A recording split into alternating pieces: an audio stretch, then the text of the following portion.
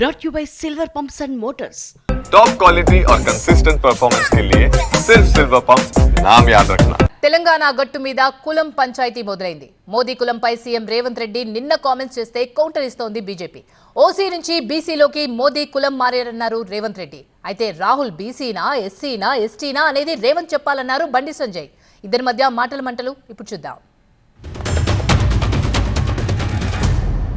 మోడీ గారు నేను బీసీని అంటాడు. మోడీ గారు వాస్తవంగా బీసీ కాదయా, లీగల్లీ కన్వర్టెడ్ బీసీ. నేను చాలా జాగ్రత్తగా పదం వాడుతున్నా, లీగల్లీ కన్వర్టెడ్ బీసీ. 2001 వరకు ఆయన ముఖ్యమంత్రి కానంత వరకు ఆయన కులము గుజరాత్ రాష్ట్రంలో ఉన్నత వర్గాలలో ఉండే. ఆయన ముఖ్యమంత్రి అయినాక ఆ కులాన్ని తీసుకొచ్చి బీసీలో కలుపుకున్నాడయా చట్టం చేసి.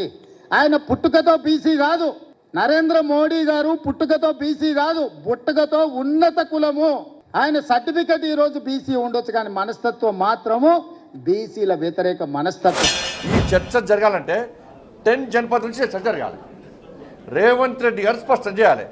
మీ ఆది నాయకుడు రాహుల్ గాంధీ గారు ఏ కులానికి సంబంధించిన వ్యక్తి, ఏ మతానికి సంబంధించిన వ్యక్తి, ఏ దేశానికి సంబంధించిన వ్యక్తి, ఆయన బీసీయా, ఎస్సీయా, ఎస్టీయా, ఫార్వర్డ్ క్యాస్టా స్పష్టం చేయండి మీరు. రాహుల్ గాంధీ గారి తాత ఫిరోజ్ ఖాన్ గాంధీ ఆయన ముస్లిం, వాళ్ళ అమ్మ సోనియా గాంధీ క్రైస్తవురాలు, దాంతోపాటు ఇటలీ దేశస్తురాలు.